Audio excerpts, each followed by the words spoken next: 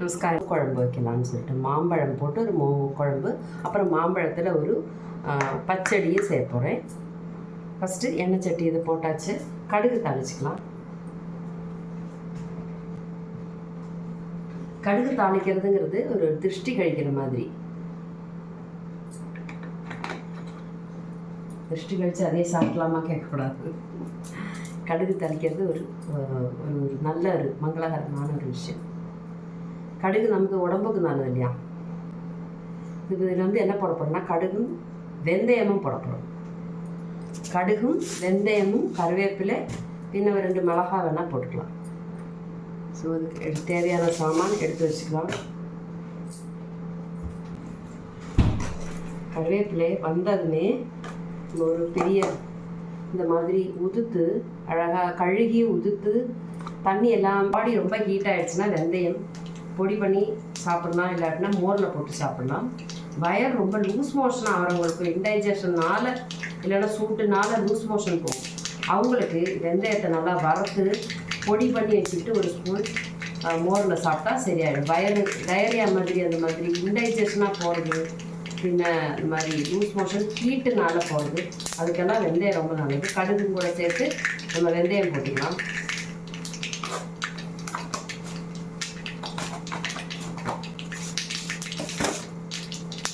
அடுத்தது நம்ம கருவேப்பிலை நிறைய தாராளமாக போட்டுக்கலாம். கருவேப்பிலை மருந்து இல்லையா, தயிருக்கு கூட கருவேப்பிலை நல்ல காம்பினேஷன். அடுத்தது வத்தல் மிளகாய்,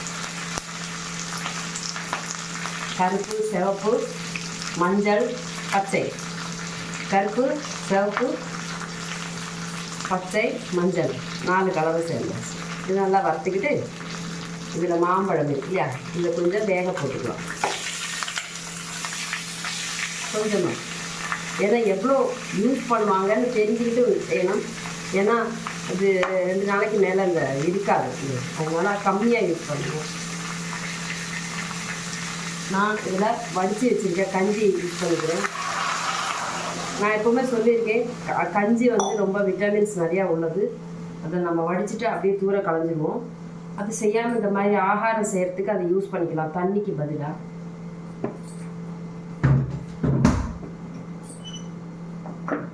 இந்த மாம்பழத்துக்கு தேவையான உப்பு போட்டுக்கலாம். அண்ட் ஆல்சோ மஞ்சப்பொடி. இதெல்லாம் வந்து ஆட்டோமேட்டிக்காக கை போயிடணும். உப்பு மஞ்சத்தூள் இது வந்து ஆன்டிசெப்டிக்கு. உடம்புல ஏதாவது அடிபட்டிருக்கு, விழுந்து வலி தாங்க முடியல, விழுந்துட்டேன் அப்போ உடம்பெல்லாம் வலிக்குது அப்படிங்கிறவங்களுக்கு மஞ்சள் வந்து உள்காயங்களே ஆழ்த்தும். அப்போ மஞ்சள் பொடியை போட்டு பால் காய்ச்சி குடித்தாங்கன்னா உடம்புல எங்கேயாவது சதவு சொன்னால் இடித்து ரத்தம் கட்டி கிடக்கு இல்லையா, அந்த மாதிரி சமயத்துக்கு இந்த மஞ்சள் பொடி போட்டு பால் குடித்தா நல்லது. அதாவது மஞ்சள் பொடி நம்ம குழம்புலேயே சேர்த்துக்கிறோம். இப்போ இது வேகட்டும், நம்ம 10 நிமிஷம் வேகட்டும். ஓகே, அதுக்குள்ளார ஒரு மூடி தேங்காய், 4 பச்சை மிளகாய் எடுத்திருக்கேன். இது மயிலாடி பச்சை மிளகான்னு சொல்லுவாங்க, நல்லா காரமாக இருக்கும். மயிலாடி பச்சை மிளகாய். இதில் வந்து நான் 5 பச்சை மிளகாய் எடுத்திருக்கேன், நல்லா காரம் இருக்கட்டும். ஒரு மூடி தேங்காய் எடுத்திருக்கேன். 2 ஜீரகம் சேர்த்து நான் நைஸாக தண்ணி விட்டு அரைச்சிக்க போகிறேன். ஜீரகம்னா தெரியும் இல்லையா, இதுதான் ஜீரகம், பொடி ஜீரகம், பெரிய ஜீரகம் இல்லை, சின்ன ஜீரகம். டம்ளர் தண்ணி விட்டு நல்லா நைஸாக அரைச்சிக்கணும். அரைச்சாச்சு.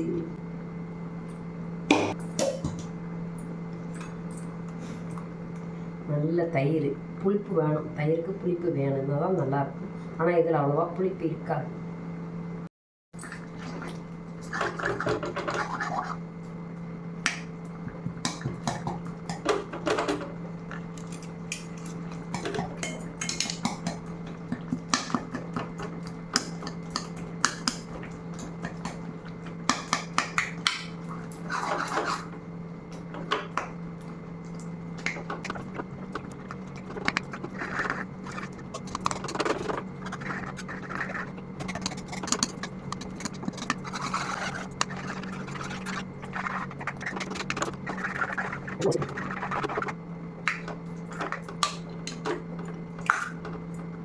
இதில் தயிர்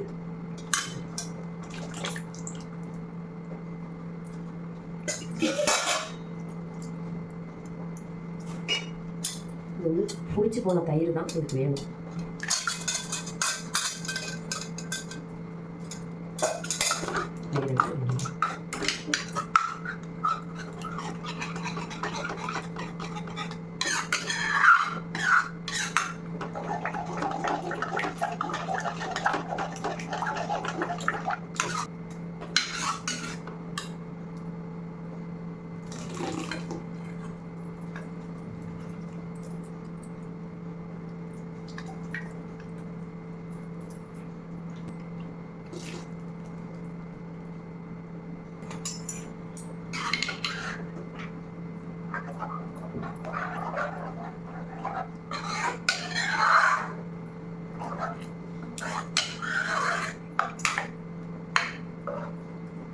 மாம்பழ புளிசேரின்னு சொல்லுவாங்க இங்கே. மாம்பழ புளிசேரி, மாம்பழ கூட்டான்னு சொல்லுவாங்க.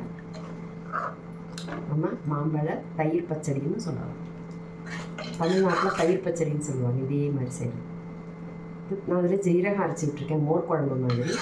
பச்சடி மாதிரி இருக்கணும்னா பச்சை மிளகா தேங்காய் கூட கடுகு சேர்க்கணும்.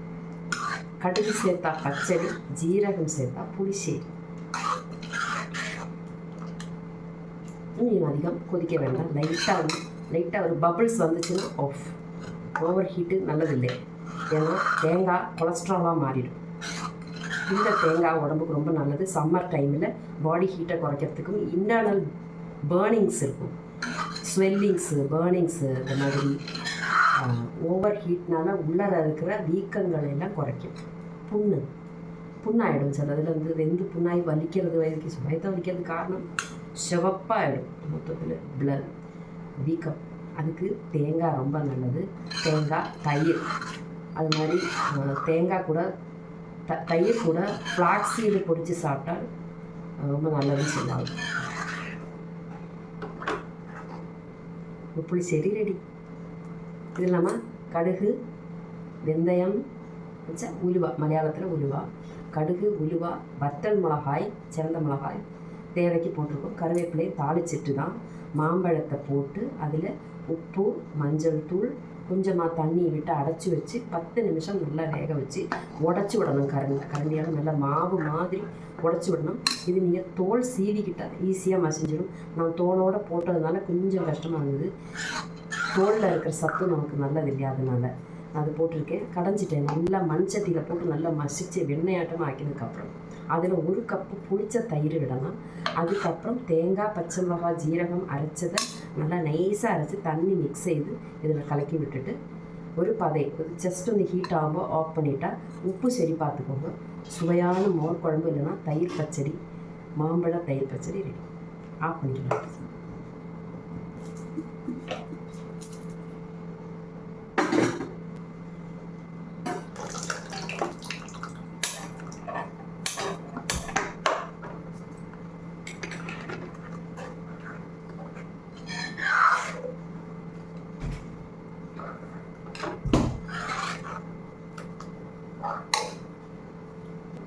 புளிசேரி ரெடி.